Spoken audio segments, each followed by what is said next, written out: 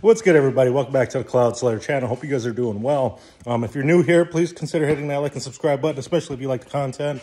If you're returning, welcome back, guys. I appreciate you guys. Always dropping in and commenting whenever I see you in person and stuff like that. I love that stuff. And hearing other people's points of views and stuff like that. It's always great. Had a great weekend. It's Monday now. The week started officially a while back, hours ago, I suppose. But, it's 9/11 too. So, I don't think I have to bring up what that signifies, right? 9/11 back in what was it, 2000, 2001? When the World Trade Centers were hit and stuff like that. I guess I'll go into that in a little bit, but I wanted to announce about the new middleweight champion of Sean Strickland, American-born guy winning the belt for the in the UFC. And if I recommend listening to his story growing up, because it's it's a pretty tough story, and so he doesn't let that hold him back or anything like that. He knows it might be considered fucked up to a lot of other people, but he also knows like some people have way more messed up situations and stuff like that. But, I guess that's part of the American dream. You continue doing what you love to do, and next moment you're winning a championship, and, he's got money to blow. He's always talking about, like, cleaning his guns, and he's like, who am I that how am I this piece of shit that deserves all this stuff that I've earned in my life and stuff like that? And, he's in a way, he's kind of humble, but he also in like a hick redneck way, he is humble in that way, I guess. But he's also a showman, at the end of the day, and that's how you market your fights and stuff like that. And it's awesome how they learn how to market and become more popular with fans. You know what I mean? Like a Brock Lesnar status. Those guys. Like, there was a lot of great fighters, but none of them could, a lot of people didn't really watch them as much because they didn't market fights. So when it became more like, people say, oh, it became too WWE-ish, but, you kind of need that drama. People love drama that surrounds fights and stuff like that. So, it makes sense. And, it does kind of suck that it has to be like a frickin' WWE or something like that, but some of these guys do actually have some beefs, I guess. And, it doesn't really get resolved, I guess, and stuff like that, because you see stuff like Wanderlei Silva versus like Crazy Horse Bennett or something like that, Charles Bennett, and having fights backstage and stuff like that. So it was more of a Wild West back then. They didn't have really like security guards like that back then. It's like other fighters breaking them up and stuff like that. But it was awesome times, though. But we'll go on from that, and I guess this one is going to be like, where were you when 9/11 happened? So if you want to comment that down below, or hit me up in the email. Email is cloudslayer53@gmail.com. Again, that's cloudslayer53@gmail.com. If you want to share your story with me, you can choose. You can keep it private, or if you want to, possibly show up on podcast and ever share your life story with anybody, with me, and everybody here, I do appreciate it. Just had Philip this past weekend. Awesome fucking conversation, man. I loved it. It was a good one, but I loved even more the conversation after. Well, was doing like a little bit of editing on the video to release it, and I was like, man, I wish I was recording it, because Philip's he was talking about mushrooms and stuff like that, because he's part of a mushroom society here, and he's really well versed, and he knows so much about mushrooms and stuff like that. It's unreal. It's almost like listening to some of those people that show up on like the Joe Rogan Experience when they talk about mushrooms and stuff like that. He has so much knowledge. He loves to learn, and he just loves the pursuit of knowledge, and that's awesome. And I think everybody should be trying to be like that, like just always constantly trying to learn something new. And, even if it's not technically your religion or something like that, don't let that hold you back. If that knowledge is out there to be learned, you should probably try to learn it, or something like that, I know it's easy or it's hard because we forget so much. We're only humans, and we have such a short lifespan, There's not much we can do, but we'll carry it back into the 9/11 thing. I was in third grade. I just remember like kids all of a sudden start crying, and then the TVs flicked on because we had little TVs in the top corner. Like before, it was teacher had to pull a TV out of the closet and wheel it up to the front of the class and plug it in. We started changing from that to them actually putting mounts of those big ass TVs on the corner of the room, and the big old box TVs. And so they had the TV in the corner, and they turned that on, and it turned on because it was connected to the whatever system and in the office, I assume, or something like that. I mean, you could turn it on manually, turn it on or off in the classroom too, if you were the teacher. But I remember I was in third grade, the TV came on, and I just hear like girls screaming, crying, busting out crying. Then like I didn't know what the heck was going on because it was right after lunchtime. It was like right after 9 or something like that. And because we just got back, our teacher, his name was Mr. Patari. It was at Crestview Elementary School down in Brooklyn Park, Minnesota. And he always made us sanitize because he was like a germaphobe and stuff like that. And he used to get pissed at us if we didn't want to wash our hands, send us to the office and stuff like that. And he had a little twitchy eye when he got mad. His eye would twitch. So we called him Mr. Pistari because he would get mad quite like almost at least once or twice a day. Some kids would like backtalk, and he would just get, he was getting mad because his eye was twitching. He was like, oh my God, he's going to get pissed. I was like, so I think some kids did it on purpose, just to be ass monkeys, So, but it was also, he was a good teacher. He was a great teacher. But other than us being poop heads and trying to get under his skin in third grade, because that's what some kids do. So I ain't going to lie and say that I never did it, because I did piss off some teachers in my time.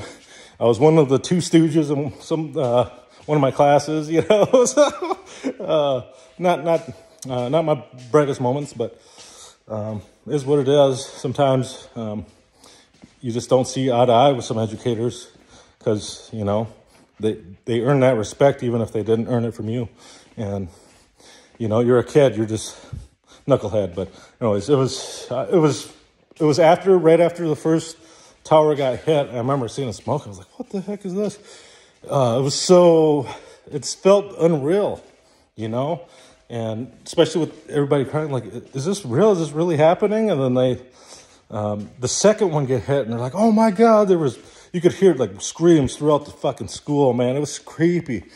And I was like, dude, this ain't fucking real. This ain't going on. But they were like, everybody get to your emergency area. So it was like, they made us do like evacuation drills. They made us do tornado drills, fucking fire drills, the stuff they make you do in school, elementary school, all the way through all high school, But so they end up having us do like the tornado drill. So just in case an airplane crashed into our school, because that's what it was like their first initial thought. It was like, it's happening in New York, not Minnesota, especially with how many schools there are in the States. But better precautions. I mean, if they did crash a plane into there, like it probably did way more damage than, it would just probably kill us all instantly, But it was like, okay, whatever. But nobody knew what to do because none of that stuff happened. And man,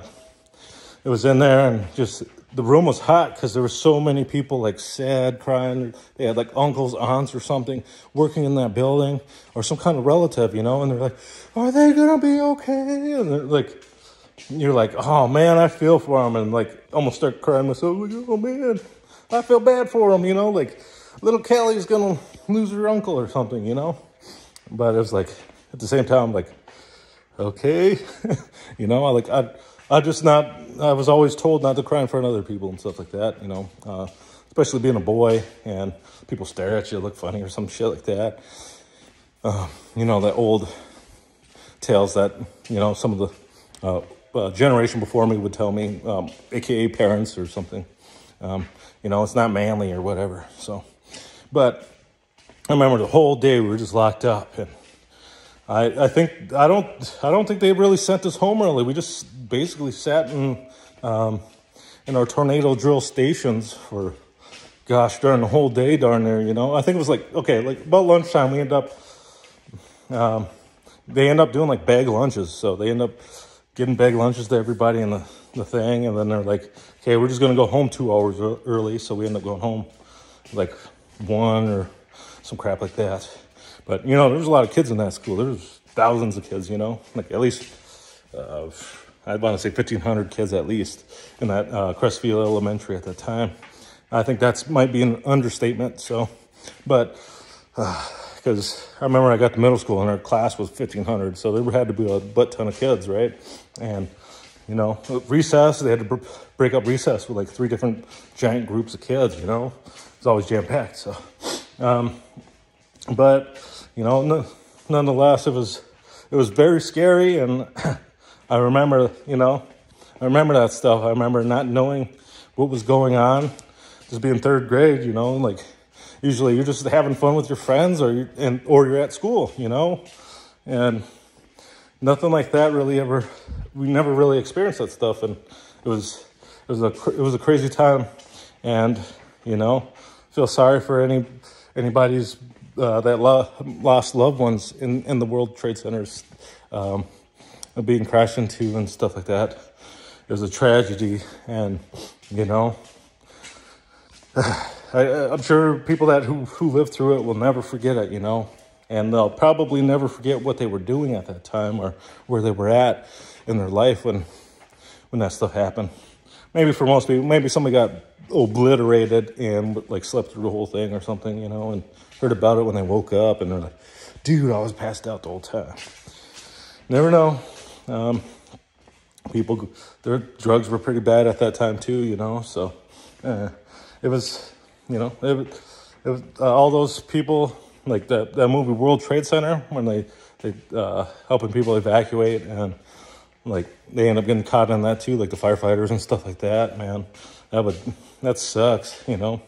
Heart goes out to those guys, and you know, even all these years later, you know, some people are probably still hurting and still missing somebody from that time, you know. So always thinking and praying about for them and stuff like that. It was pretty cool. My grandpa went out there like years after to like smudge and try to help those spirits move on, you know, if any were trapped from that tragedy and stuff like that. You know, they brought like a medicine man out there, and they did a big old prayer for them and stuff like that. And, you know, very beautiful. I think my dad went out there because he was driving for my grandpa at the time, Grandpa Belcourt, one of the co-founders of the American Indian movement. My dad would drive for him a lot, quite often, and he wouldn't be home, you know, obviously working and stuff like that. And around that time, you know, we got my grandpa in, the one that I had the whole hour special of talking about how I went from like wanting to kill him as a kid, and how he ended up being better, like redeeming himself, being a better grandpa and stuff like that. Didn't let his traumatic experience keep on making him a bad person towards people that he loves, right? Yeah, stuff like that. But he started living with us because he couldn't live at a folks home. He was saying that they were like beating on him and stuff like that. I can't remember which senior citizen homes it was down in the cities, but said they were pulling his hair and all this stuff too. And, you know, it happens big time down there, especially in the cities. So you have a elderly parent or grandparents or something in those institutions that, you know, sometimes there's shit employees out there that'll abuse an elderly person. And I think some of that's come to light more recently too, especially with people like beating on. Like, how the hell are you going to beat up a mentally ill person or somebody that doesn't know anything, you know? Like, it's sad. It sucks. And those people should be like fucking, they should be in jail. They probably got mental problems too. They shouldn't be out there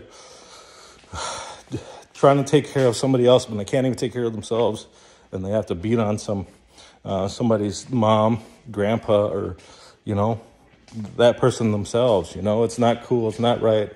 It will never be right. So, you know, I just want to take that time and get this little ramble here for 9/11 and stuff. And remember, like, where were you when 9/11 happened? And did it affect you? Did you lose any family or any loved ones? You know, if you did, I'm sorry.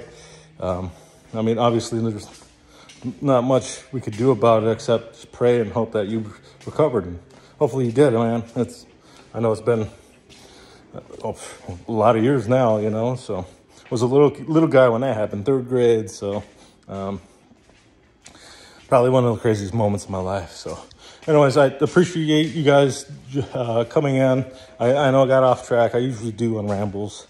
And, you know, anything in life, anyways, I always get off track. But I do appreciate you guys dropping by. Like I said, if you like this content, hit that like and subscribe button. I do appreciate it. And if you're returning, guys, thanks for coming back. I'll see you guys in the next one. Peace.